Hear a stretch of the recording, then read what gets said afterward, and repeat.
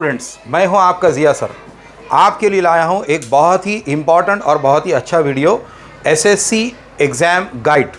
इस SSC exam guide के अंदर मैं आपको बताने जा रहा हूं अलग अलग वो सारे एक्टिविटीज़ जो आपके एग्ज़ाम्स के लिए बहुत ज़रूरी है।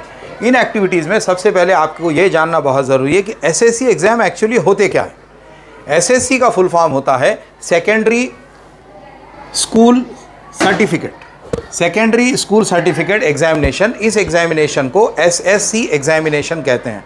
ये एग्ज़ाम्स में लाखों बच्चे महाराष्ट्र के अपीयर होते हैं। ये स्टेट बोर्ड एग्ज़ाम कहलाता है। इसके बाद हम देखेंगे कि एक्चुअली ये एग्ज़ाम्स के इस साल महाराष्ट्र स्टेट बोर्ड ने क्या डेट्स डिक्लेयर किए। स्टूडेंट्स, आपको ये जानना बहुत ज़रूरी है कि एग्ज़ाम्स दो पार्ट में होते हैं। फर्स्ट पार्ट को कहते हैं ओरल और दूसरे पार्ट को कहते हैं रिटर्न।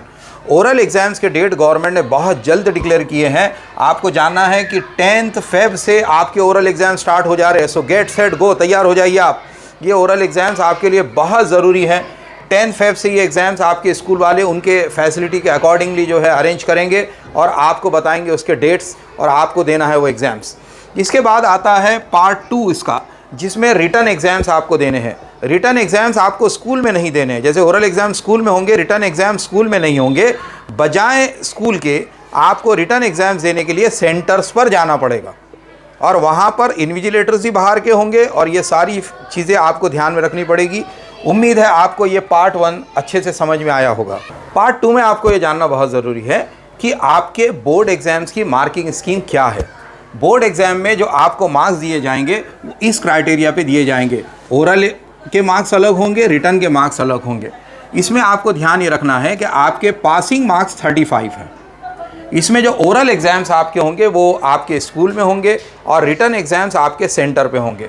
अब मैं आपको बताने जा रहा हूँ अलग अलग सब्जेक्ट्स में ओरल मार्क्स कितने होंगे और रिटर्न मार्क्स कितने होंगे।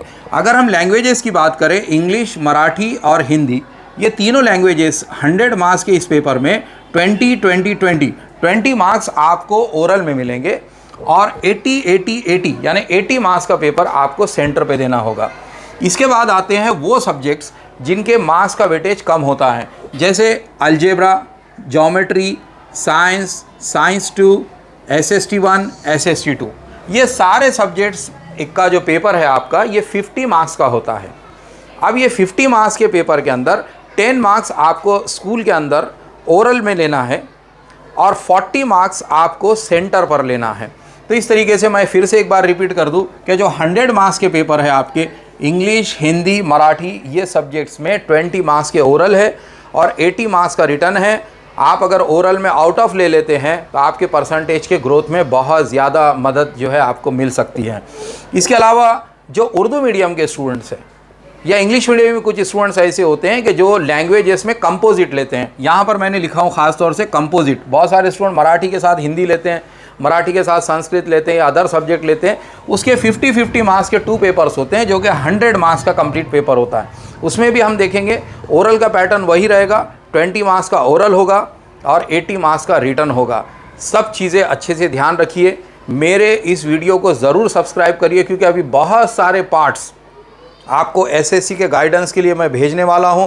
और इसके नेक्स्ट वीडियो में हम लोग देखेंगे कि कैसे होगा आपका एसएससी बोर्ड का पैटर्न पेपर और किस तरीके से आपको पेपर सॉल्विंग के टिप्स मैं देने जा रहा हूं। इसलिए याद से इस वीडियो को सब्सक्राइब कीजिए, लाइक कीजिए और अपने फ्रेंड्स को भी बताइए इस वीडियो के बारे में। Thank you very much.